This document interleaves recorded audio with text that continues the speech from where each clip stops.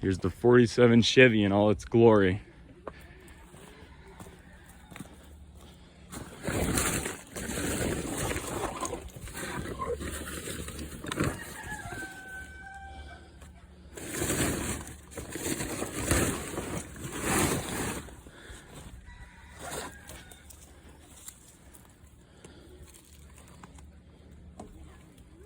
Needs a lot of work.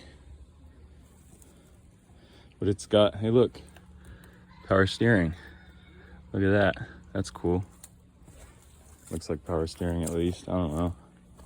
Is that, wait no, is that the transmission? No, transmission's right there.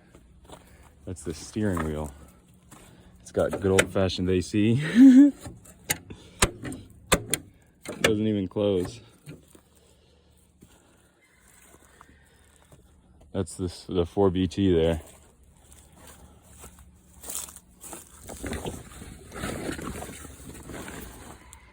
Rusty. Missing a lot of pieces. Alternator spins, that's good. It's a good sign.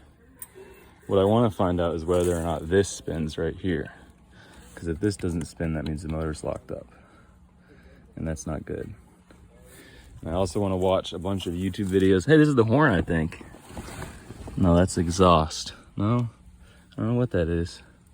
Intake? Yeah, that's maybe where the radiator would connect, is right there for intake. Huh. What is this? There's a lot of weird stuff on here. Unless, well, the intake should be connected to the turbo, so this might be the exhaust. Dirty side of the turbo. And then we got the clean side of the turbo. It looks like that's forced induction into the engine.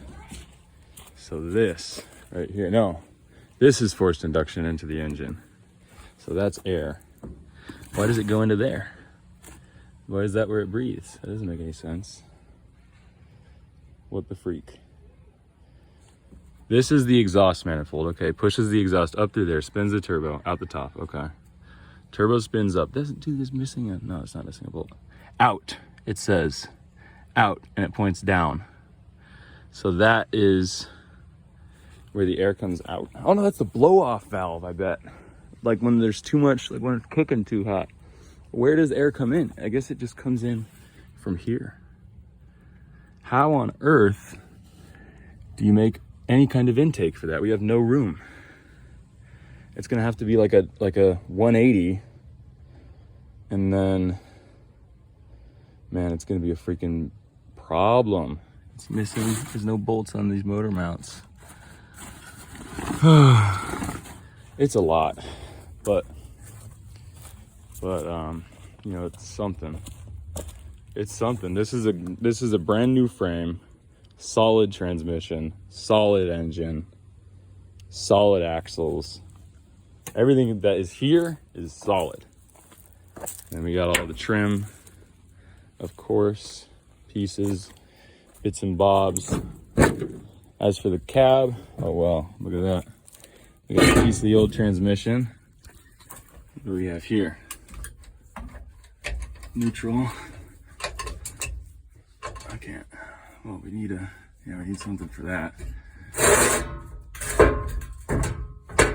It's a bearing of some kind.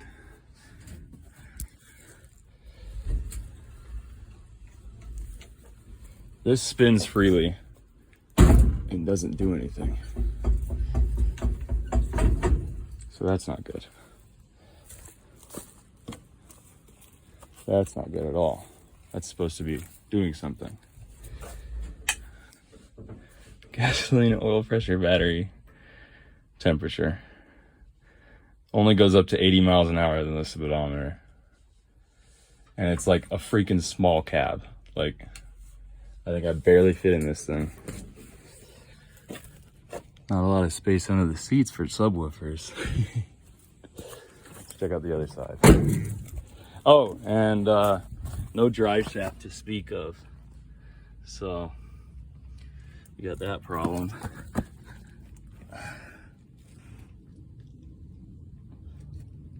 I would connect there and go to there. All right, okay. Is there a chicken in there? No, I thought I saw chicken. All right. These look important. Those look like they're supposed to do something. Okay. Let's check out. I don't even think that we're gonna be able to open this door, but not very much. We do have a place for the battery to go. I can't get in there, but a place for the battery to go right there. I have no idea how I'm gonna wire that into the system, but all there is to do now is watch 4BT engine swap content. Look at how they do it, look at what parts they use. I'm thinking a lot of first gen Dodge parts are gonna go into this, or second generation, because I think both of those have the 6BT.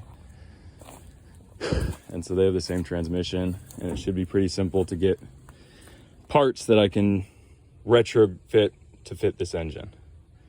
I think the most challenging thing, or one of the most challenging things, is going to be the fuel lines and the fuel tank. Might do a custom fabricated fuel tank, like a fuel cell in between these two parts of the chassis, bolted into place, and then fuel lines going straight under fuel pump and there, and then it would just be, I guess, a pipe, like a nozzle coming to here, or maybe just coming to here, I don't know, because the frame, the bed has to sit right on the chassis, so it's not like I can drill a hole through the bed, so maybe that's not the best place to put the fuel cell. Just there's not a lot of real estate on this thing, and the freaking tires are going flat. Oh my goodness.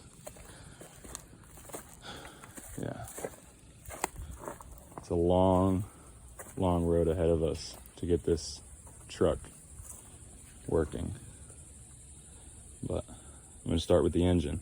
That's the good thing about this here being off, is that the engine's easy to access, and the good thing about having no bed on it is that it's going to be easy to get that axle on when we get the axle. So I think first steps is to get this moving under its own weight. Shifting, steering, fuel lines, fuel tank, axle, drive shaft. So those are our first steps. And then we can start taking it around the loop, dialing it in. I'm not sure if it's injected. I think it's fuel injected. It looks like it. I'm not sure. It looks like these are the heads, and I don't know, these could be glow plugs. I don't know. I'm gonna have to do a lot of research. This is a mounting bracket for something that's freaking screnominated.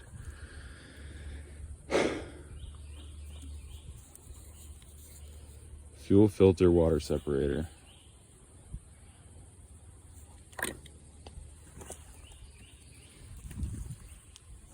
Wonder where the oil goes. And we're gonna have to mount a radiator. This doesn't have a radiator at all. So if we're gonna be pushing the limit, and I think that long-term goals for this should ideally be to rebuild this motor completely. Take it completely apart, replace parts with aftermarket, sturdier parts. And there's a huge aftermarket for this engine because it's used as a specialty engine for off-road vehicles. So there's all kinds of stuff you can put in this to push the envelope of like 250 horsepower, whereas it only makes like 150 right now. You can put a bigger turbo on it. Yeah, I know that you can put better pistons in it. You can put better, a lot of stuff. So, yeah. That's what we got ahead of us.